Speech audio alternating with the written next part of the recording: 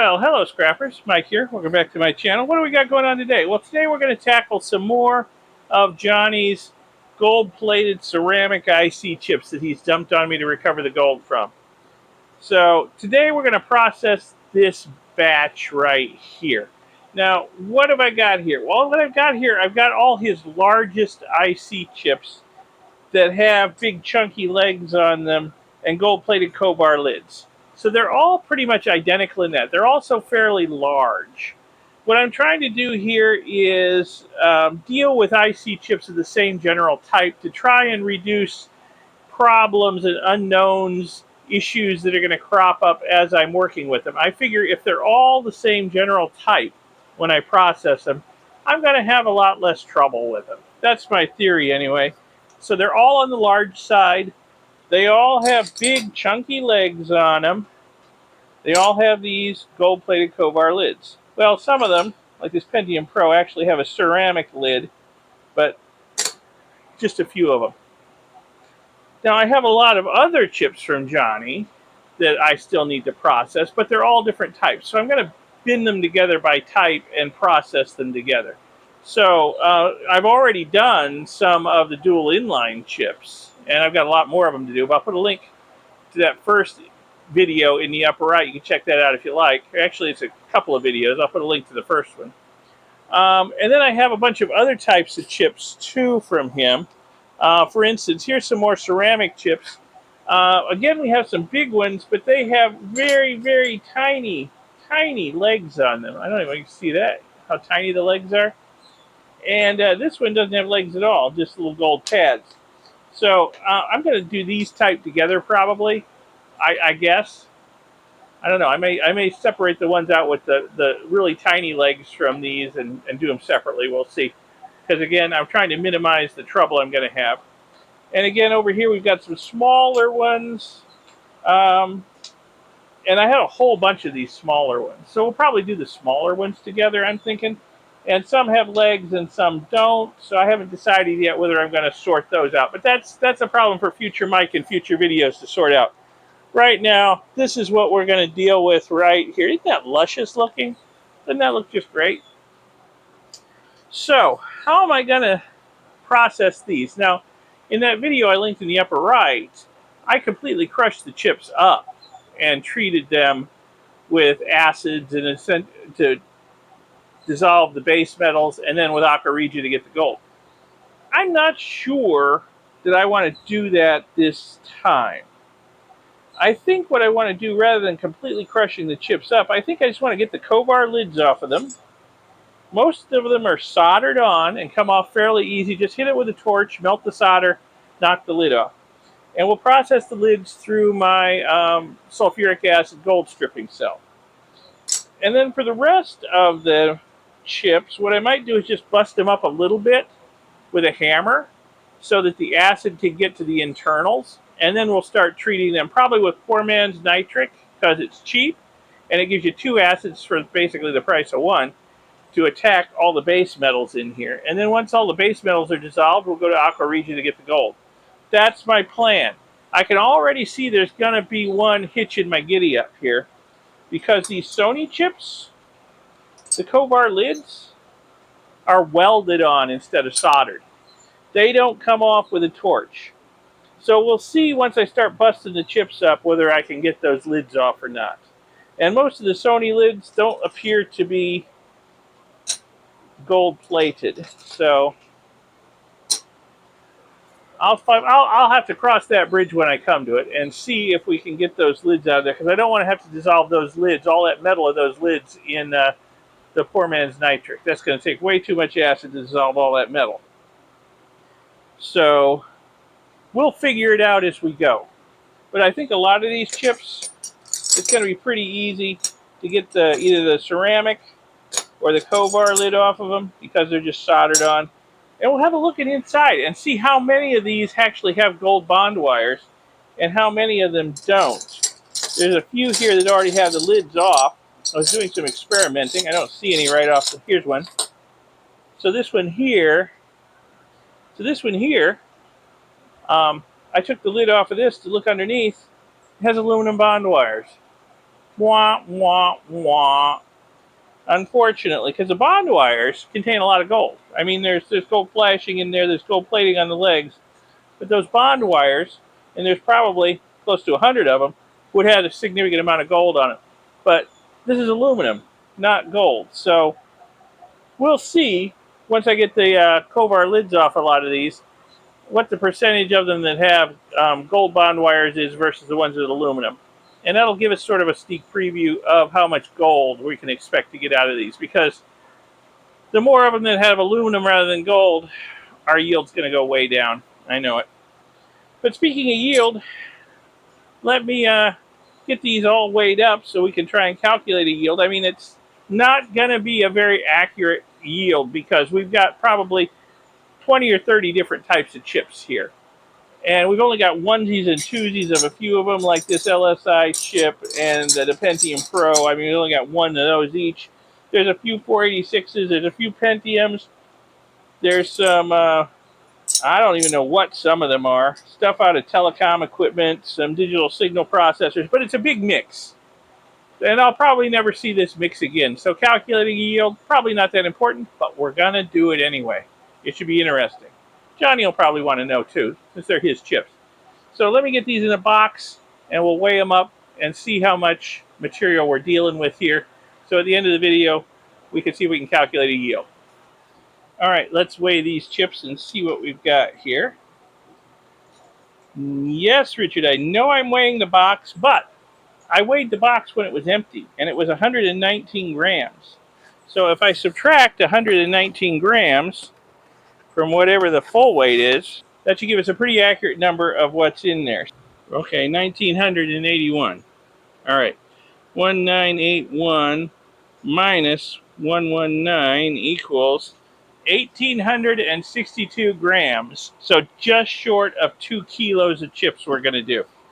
All right, well, let me get set up to get started, and we'll begin processing these and see how much gold we can get out of them for Johnny. All right, time to start taking the Kovar lids off of these chips.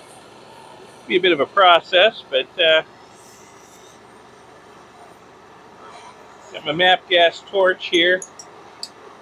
Get this hot enough. Get the lid off.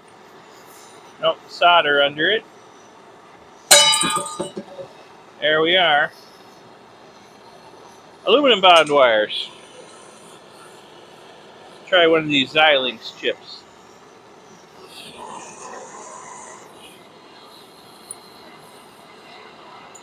Now notice that the legs are not coming off. They are bonded on there pretty darn solidly. Aluminum bond wires. So let's try this one.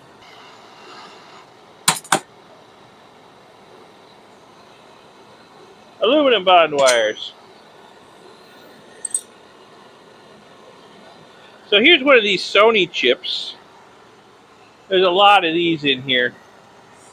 So far, every one of these I've tried to take the lid off of, it was welded on. And I can get it really good and bright red, but it's just not coming off.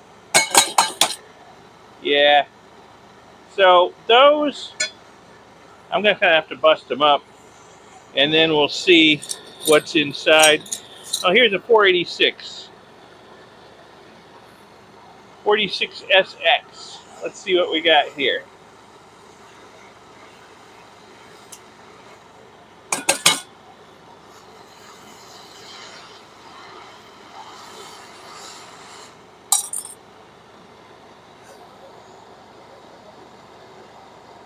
Gold bond wires. Hey, we got one.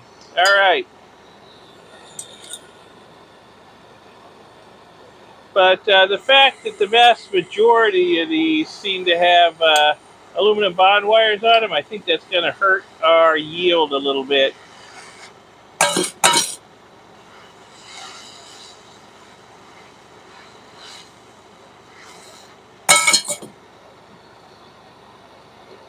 Yep, aluminum. Oh, here's a Pentium.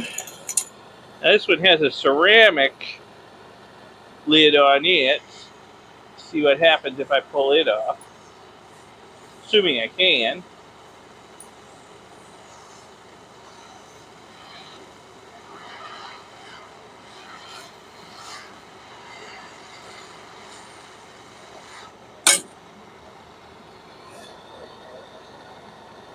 Aluminum. So, yeah, so far we've got one chip with gold bond wires out of all of them. Here's another 486. This is a DX. DX was the higher end chip, so hopefully it has gold bond wires.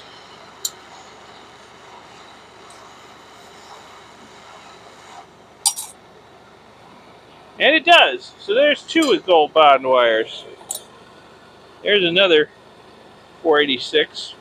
We're doing pretty good with the 486s.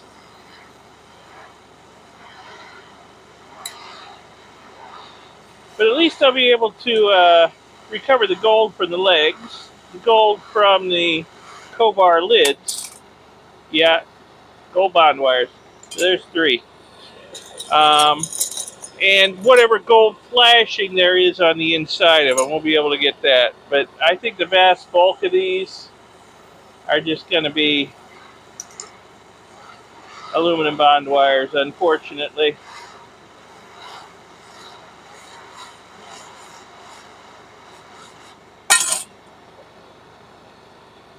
Yep, aluminum.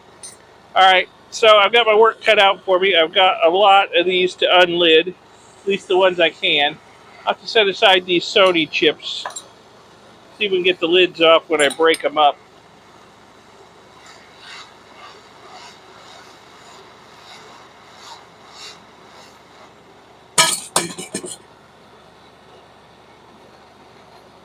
Yep, aluminum.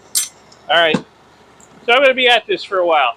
You don't have to watch the whole process. All right, done. Didn't take as long as I thought. I got into a rhythm.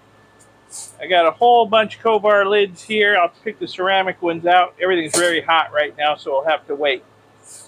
So, how many of these had gold bond wires, you might be asking? Well, I'll tell you, out of all these chips, not counting the Sony ones, I haven't got them open yet. We'll talk about them in a second. Five had gold bond wires. We had three 486s of various types. We had an I-960 and a AMD 29,000. Those all had gold bond wires. Every single other one in here had aluminum bond wires. So anything much newer than a 486 doesn't seem to have gold bond wires in it. Yeah, even the mighty Pentium Pro, which is purported to have the most gold for any mass-produced processor chip, is aluminum bond wires. But there's a lot of gold-plated legs. There's some gold flashing inside. It looks like there's some gold brazing on the outside. I think this cap is ceramic, but it's definitely plated in gold and brazed on. We'll see when we break this chip up, just how it's constructed. But I was surprised to see aluminum bond wires. Surprised and disappointed.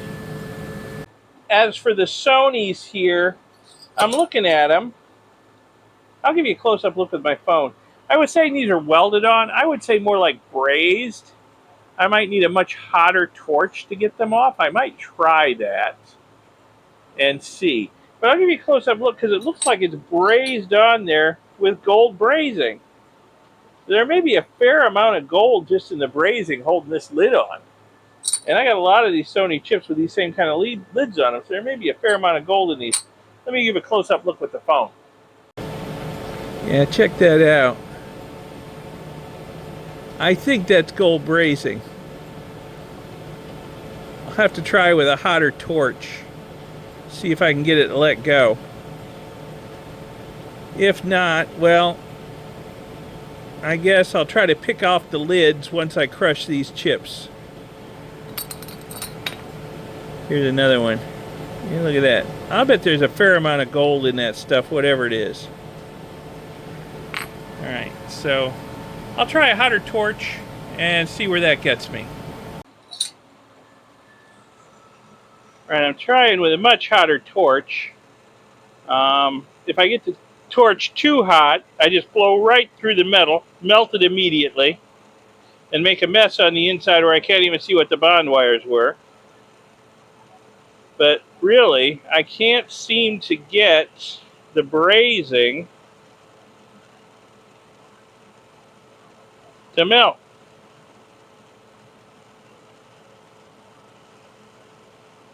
Whoa, yeah, see? Wow, I just blew a hole right through it.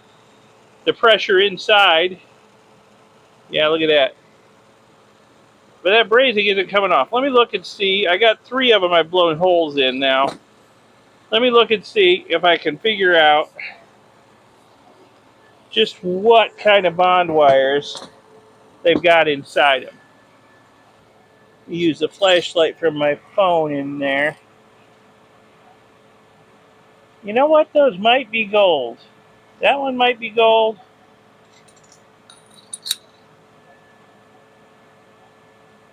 Oh, it's so dark in there, it's hard to tell. That might be gold. I think aluminum would have melted at these temperatures, so I think we might have gold bond wires in these Sony chips. I can't really tell on that one. I didn't blow a big enough hole in the thing. So we might have gold bond wires on these Sony chips, at least some of them, so that'll be good. Plus we got all that gold brazing. I'm assuming it's gold brazing. Whatever it is tough. All right. So what's next? Well, next I need to break them up.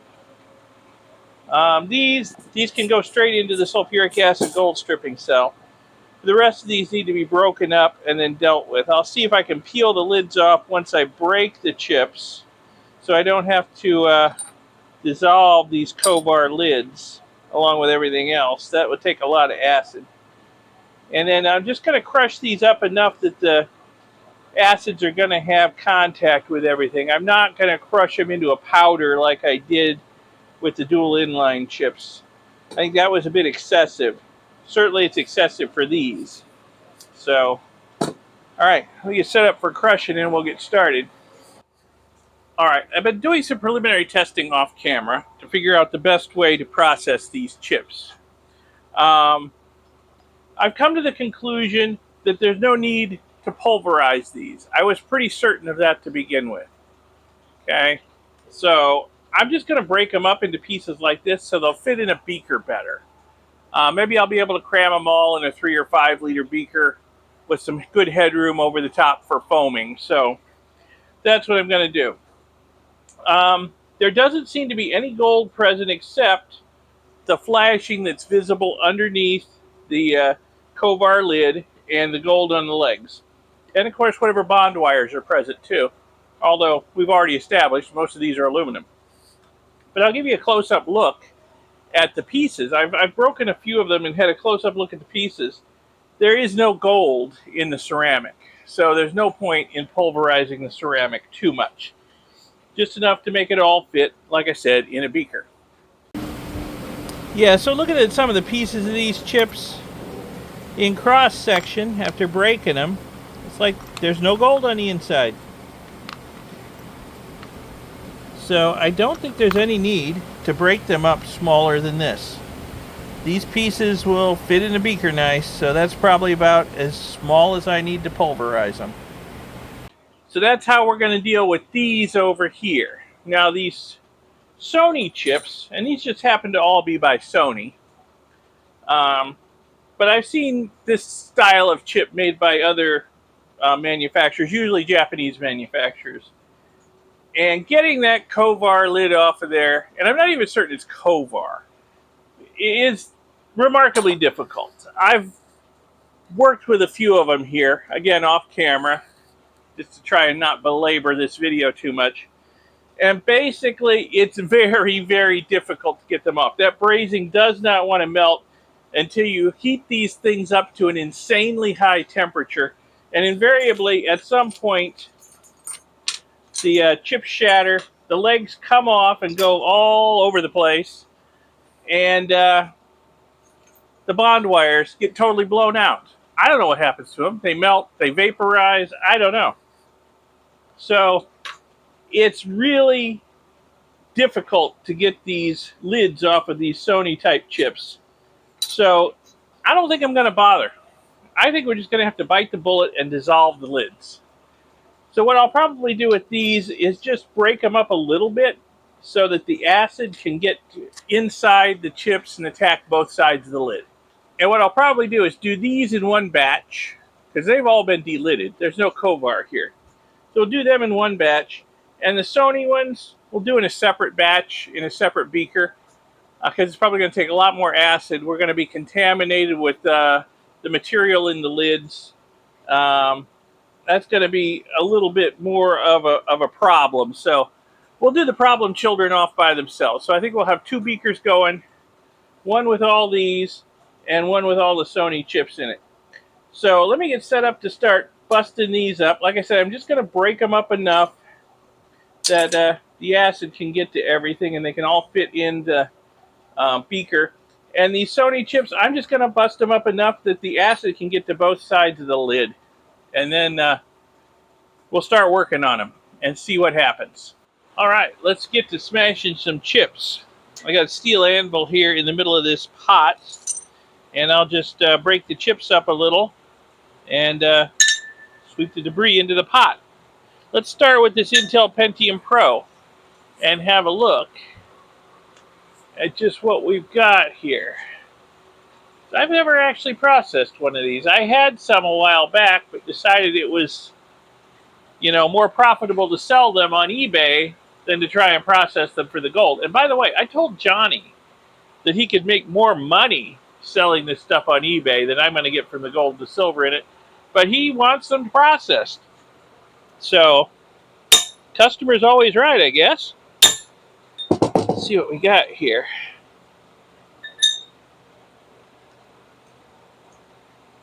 Huh.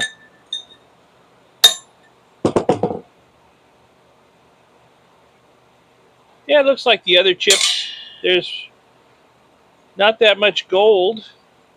I was expecting this plate here to be, looks like it's brazed on, but it doesn't look like there's gold on the inside of it. So, okay.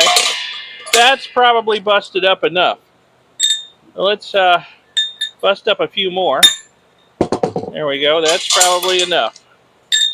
Like I said earlier, not going to pulverize them. Just going to make them fit in the beaker a little better. That's probably good enough. I'll work my way through all these. Then we'll start on those Sony chips. And I'll pick up the piece that just fell on the floor. Gotta find it.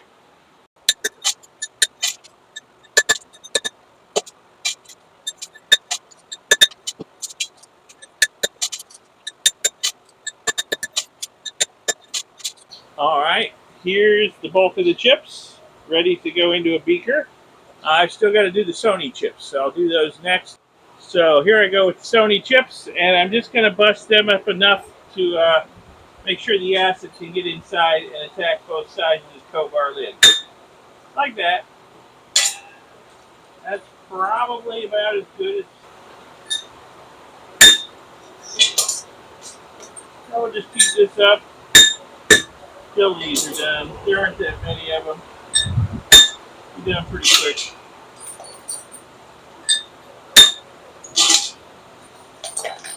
And I'm actually glad there's not too many of these. I got a feeling these are going to be something of a bitch to process. I guess we'll find out. Anyway, I'll be done with these in about 30 seconds. Then we'll move on. Alright, that didn't take too long. Wasn't too difficult. So I've got all the Sony chips over here in this 2-liter beaker. I've got all the other processor chips over here in this 3-liter beaker. And I've got all of the Kovar lids that I was able to take off of these chips over here in this box. So, I'm going to get these in the fume hood, and I'm going to start treating them with poor man's nitric acid. Why poor man's nitric acid? Well, first off, what is poor man's nitric acid? It's a mixture of sulfuric acid and a nitrate salt, okay? And that's going to make nitric acid in the beakers without there actually being any nitric acid present. Okay? So the reason I like it for this process is because you get two acids in one, really, because you've got sulfuric acid in there too. So sulfuric acid and the nitric acid you're producing by adding the nitrate salt, it's a two-pronged attack on the base metal in these things. And I think it's going to do a much better job of dissolving the base metal than nitric acid would alone, and it'll be a whole heck of a lot cheaper than using the amount of nitric acid it would take to dissolve all the base metal in here. And for those who can't get nitric acid, it's going to be a much more approachable way of doing things. As for these, I guess I'll fire up the sulfuric acid gold stripping cell again and run these through. Probably have plenty of time to do that while these are cooking. So let me get them in the fume hood and get started. Okay, I'm making an executive decision here. I've got all these other chips of Johnny's I need to process. I think I'm going to hold off on setting up the sulfuric acid gold stripping cell until I decide what to do with these. I may want to take the lids off of these too and treat them like I'm treating the almost 2 kilos I'm doing now. I'll have a lot more lids then, and rather than setting up the gold stripping cell multiple times, I can just run all these lids through it too. So I think I'm going to hold off on that. I'll just accumulate lids, and at some point in the future, I'll do them all at once. All right, here we go. Let's get started processing this stuff. I'm going to start with distilled water, just enough to cover the material in the beakers.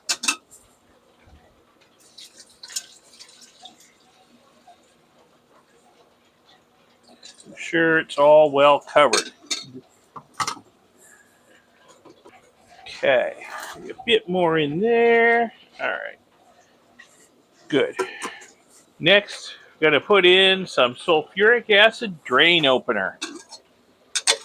Here in the US, this stuff, concentrated sulfuric acid drain opener, is available in most hardware stores, and in fact, in a lot of grocery stores. I'm going to put a fair amount in because there is a lot of metal here, especially in the Sony chips here. Don't worry, I have more acid. I have a lot more acid. Of course, they've got these child-proof, actually more like adult-proof caps on these things. Let's see here. All right, I'm going to put another splash in here just because, like I said, there's a lot of metal there in those Kovar lids. Now over here, I'm going to put a fair amount in just because we have a lot of metal in here. No Kovar lids, but we've got a lot of metal in the form of those legs, which might be bronze, might be copper, might be tin. Who knows? Okay, so I have put no heat to this yet, but yes, they've both gotten quite warm from the addition of acid alone. So let me start the fume hood, because the next step is going to start making fumes immediately since this stuff's good and warm. I'm going to put some sodium nitrate in. Why sodium nitrate? Because I happen to have a whole lot of sodium nitrate. You could use potassium nitrate. That's fine. I'm going to be a little bit conservative on the additions of the nitrate, just so I don't have to worry too much about a potential boil over right away. But again, I'm going to put a little bit more in here than I put in the other one. So as this nitrate dissolves, yeah, I don't know if you can see the almost immediately bubbling we're getting going on in there as the nitrate dissolves. Put a little bit of low heat to both of them, but very low for now because, like I said, they got hot just by putting the acid in, especially that one. We're just going to let them sit for now and see what happens as the sulfuric acid dissociates that sodium nitrate, makes some nitric acid, and it starts attacking the stuff. I mean, we've already got some good bubbling going on in both of them. I do hope that's showing up. I'll give you close-up looks here. Yeah, we're bubbling. We're bubbling. So this is probably not going to be enough nitrate to dissolve the metal in either of these beakers. In fact, it may not be enough acid nitrate. Um, but we're going to let this go for now and see how it does. I'll add more later as needed. But we are on our way to recovering Johnny's gold from all these ceramic processor chips. Uh, yeah, the bubbling is happening. I think I actually see a little bit of orange fumage coming up over here. So it's all working just according to plan. I'm going to let it cook for now and check on it in a little bit. All right, that's the reaction I was hoping to see. We got some pretty fierce bubbling and orange fume production in both beakers. So that's exactly what I wanted to see. The liquid in this one's starting to turn a little bit blue. So we've definitely got some copper going into solution over here. So I'm thinking those pins on those processors, brass, bronze more likely, I would think. So we got some copper going in solution. This liquid over here is slightly green, which I would suspect would be from iron in those lids. So the lids are going to be the most reactive metal in there. So they're going to be attacked by the acids first. So I got a feeling this is going to take a while over here. This may be done first. We'll see. It's not a race, but we'll see. Anyway, things are going good, so we're just going to let them cook for now. Well, this one's still going pretty strong, but this one here looks like it's pretty much stalled out. So put a bit more sodium nitrate in there, see if we can revive that reaction.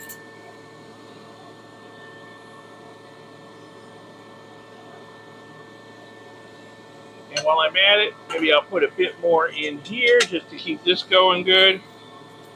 Maybe not enough to cause a boil over though. And we'll let them cook some more. Well, it's getting late, getting dark. Kind of hard to tell on the phone, but it is. I was going to come out here and shut this stuff down for the night. And surprise, surprise, look at all the gold. Hey, this is working. It took a little while to get started. We even have a lot of orange fumes in there. This one, well, I don't really see any gold floating in there yet, but like I said, I expect this one is going to be a problem child. It may take a while. But this one's certainly working good. I'm actually kind of reluctant to shut it down. I mean, there's no chance of it boiling over, I don't believe. Maybe I'll just turn the heat down a little bit and leave it on for now. Maybe both of them. And either come out later and check on them or just leave them on overnight. What the heck?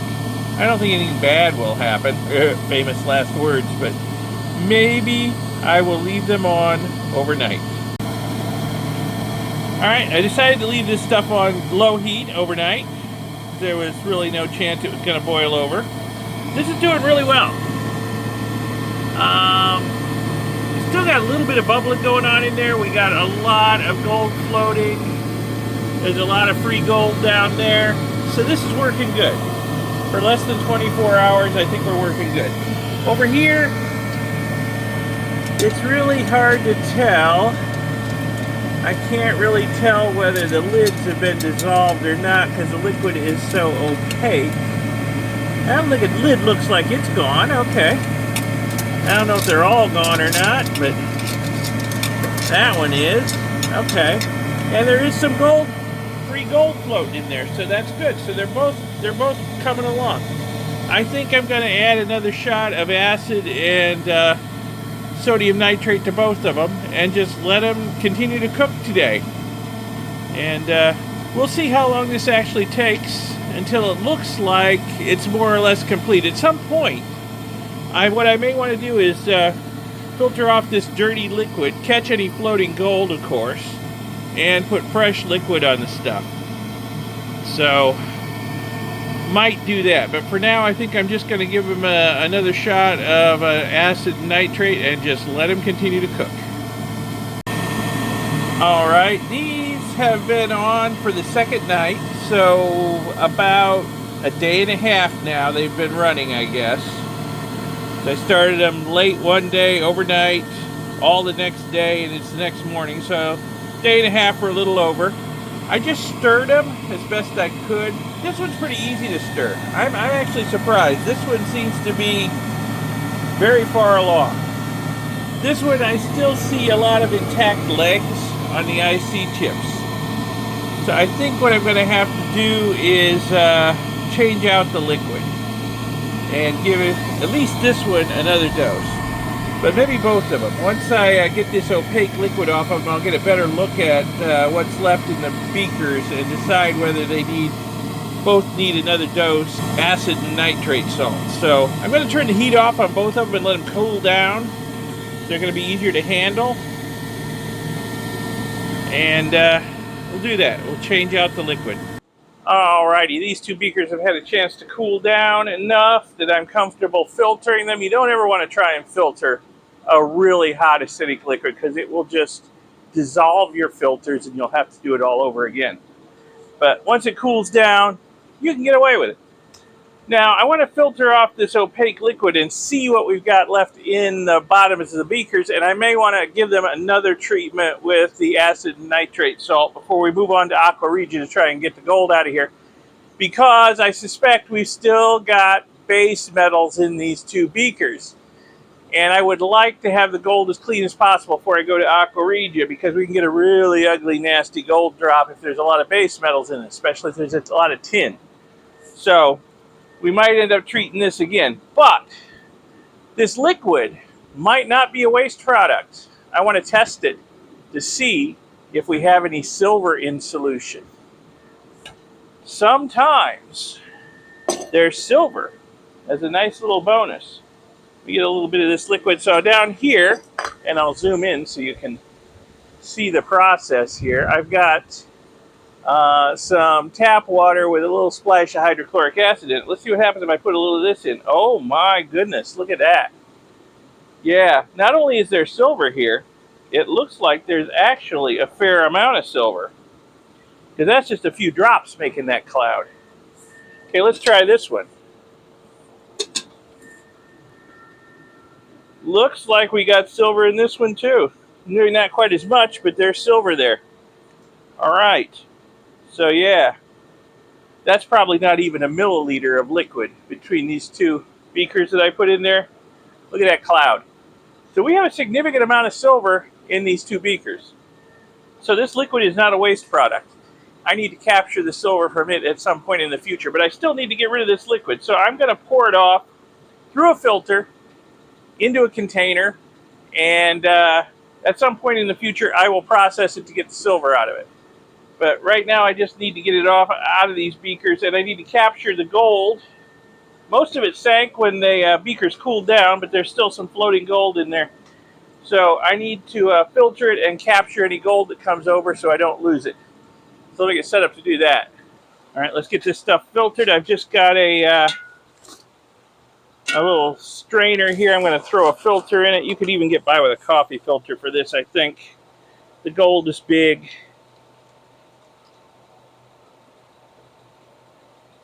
Get this liquid filtered, get a good look at what's going on in the bottom of this beaker, and decide where to go from here. So I'll dump both of these off through the filter. I'll set this liquid aside to be saved. To get the silver out of it, I'll put it in a closed container, and then we'll take a look at both of the beakers and decide where to go from there. Alright, so here's the view inside of the two beakers now that all that opaque liquid is gone. So we did pretty good on that first treatment, but I do still see a lot of intact legs in both beakers. But I'll tell you what, the volume in both beakers has dramatically reduced. So I think I'm comfortable combining what's in here into this beaker and treating it all, one last time in one beaker, because all of the lids are gone. There is no trace of any of the lids in here. I am surprised at how well that worked at getting rid of all that metal in those lids, but they are gone. So I'm going to combine it all, get it back in the fume hood, and we'll give it another treatment. Okay, everything's combined into one beaker. Let's do it again. Enough distilled water to just cover it. That's the end of that gallon. But I'll use this empty bottle to hold the silver nitrate solution over there until I'm ready to process it. All right, so here goes sulfuric acid again, just like last time. All right. Stuff's a lot cheaper than nitric acid, by the way. So I am not, ashamed to use it in large quantities. And then once I put a few spoonfuls of sodium nitrate in, we basically got nitric acid in there. All right. Okay, let me cover this up. Put some heat to it. And I'm not expecting as vigorous a reaction as last time because we've already gotten rid of the bulk of the base metals in here. But I know there's still base metals left. I know there's a lot of intact legs left. So I just want to process all that stuff, get as much of that base metal out of here as I can. So we're just going to let this cook, maybe even into tomorrow. I'm not in a big hurry. And then we can go to Aqua Regia, hopefully, and get some nice, clean gold out of this. We might even get some more silver in this second treatment, too. That's a possibility. All right, just going to let this cook for now. Well, it's been a few hours since I changed out the liquid, and I like how this is looking. I really like how this is looking. Little bit of brown orange fuming going on, a whole lot of bubbling. It's not hot enough to boil. So I'd say we've got metal going into solution in there. More gold floating on the surface again. Good, good. So it's getting close to the end of the day. I think I'm going to leave this on low heat overnight again, and by tomorrow we might be done. We might be ready for Aqua Regia. We'll see. We'll see what it looks like in the morning. All right, it's the next morning again, and I'm really liking how this looks. I don't see a lot of intact legs. There's a whole bunch of gold piled up on the bottom of the beaker. A little bit floating still. But yeah, I think it's done. I think it's done, at least done enough for my purposes. I think we got the bulk of the base metal out of this stuff.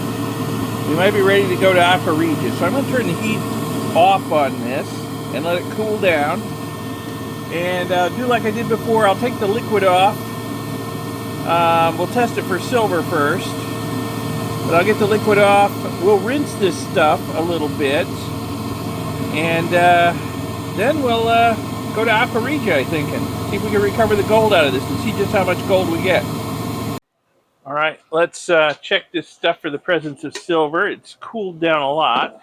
Not quite as cool as I'd like, but see how it goes here.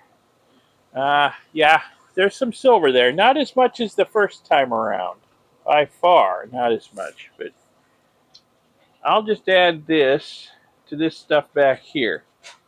And we'll get all the silver, even though this second round is not nearly as loaded down with silver. But we'll get it all.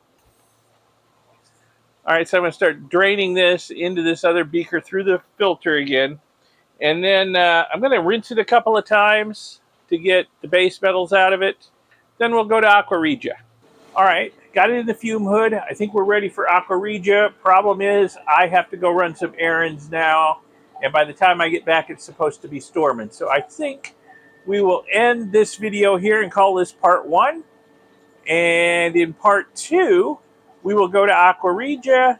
We'll recover however much gold there is in these chips. And we'll weigh it and see what we got. Maybe calculate a yield. All right, so if you all found this video at all interesting, educational, informative, inspirational, whatever, give it a like, give it a thumbs up, and I'll see you in part 2. Subscribe to see part 2 and all the other videos I've got to put out on processing Johnny's stuff and my own stuff.